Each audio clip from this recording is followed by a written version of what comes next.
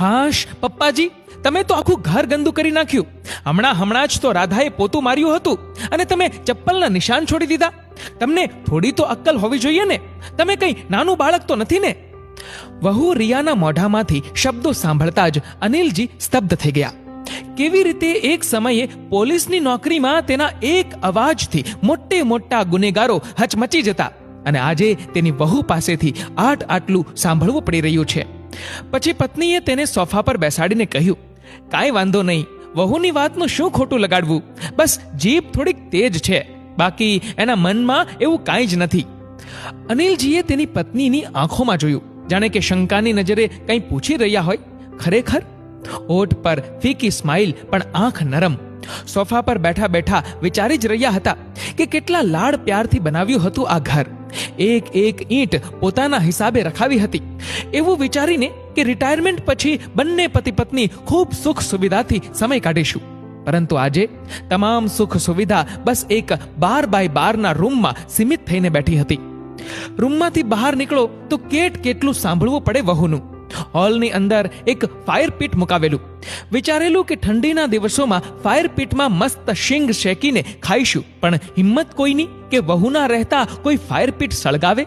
વહુ કહેતી કે રાખના કણ પૂરા ઘરમાં ફેલાઈ જતા અને ચીમની કાળી પડી જતી. વહુને જોઈતી હતી રંગ કરેલી નવી ચીમની. આ બધું વિચારી જ રહ્યા હતા કે એટલામાં જ તેની પત્ની હાથમાં કોફીનો કપ લઈને તેમની પાસે આવીને બેઠા. તેના પતિને સારી રીતે ઓળખતી હતી, જાણતી હતી કે તે ગુસ્સામાં છે, પરંતુ એ પણ જાણતી હતી કે તેના હાથની કોફી પીવાથી તેનો ગુસ્સો શાંત થઈ જશે. પત્ની પણ શું કરે, પતિ અને પુત્ર સોમેશના મોહમાં અટવાઈ ગઈ. બંને તરફ બેલેન્સ બનાવતા તેનું જીવન કાપી રહી હતી. ક્યારેક પુત્રનું સાંભળતી તો ક્યારેક પતિનું. એક દિવસ મોર્નિંગ વોકથી પરત ફર્યા પછી બંને પતિ પત્ની લોનમાં બેઠા હતા. નોકર ચા મૂકીને ગયો. 2ના બદલે 3 ચાના કપ. અનિલજીને થોડું અટપટું લાગ્યું, કારણ કે પતિ પત્ની સિવાય ફક્ત સોમેશ જ ચા પીતો હતો, અને તે તો તેની સાથે ક્યારેય ચા પીતો જ ન હતો. તેઓની સાથે બેસવાનું તો એણે ક્યારનું છોડી દીધું હતું. તો આજે એટલામાં સોમેશ ત્યાં આવી બેઠો, સાથે ચા પીવા લાગ્યો, પણ અજીબ મૌન. આ એ જ સોમેશ છે જે નાનો હતો ત્યારે એની વાતો પૂરી જ ના થતી. અનિલજી ગમે તેટલા થાક્યા હોય પણ સોમેશ સાથે થોડો સમય રમે નહીં ત્યાં સુધી ચેન ના પડતું. તેની વાતો ત્યાં સુધી પૂરી ના થતી જ્યાં સુધી તે બોલતા થાકીને સૂઈ ન જતો.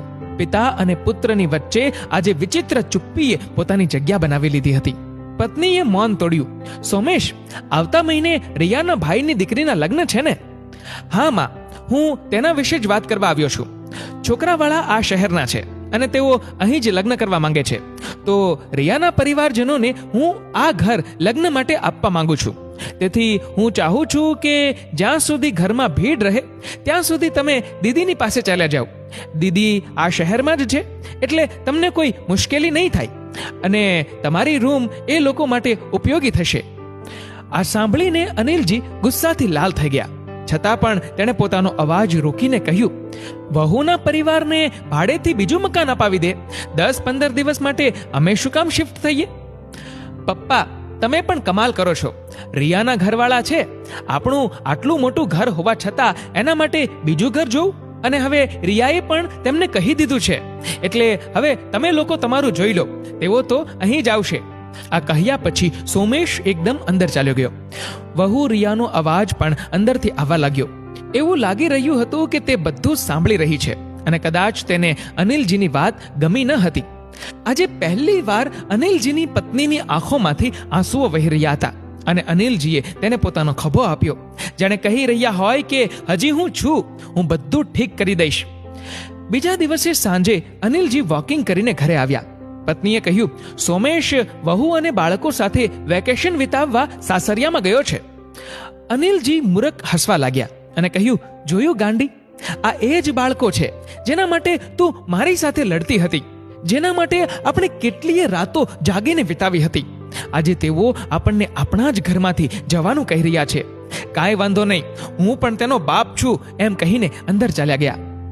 એક અઠવાડિયા પછી જ્યારે સોમેશ પરિવાર સાથે પાછો ફર્યો ત્યારે દરવાજા પર તાળું હતું.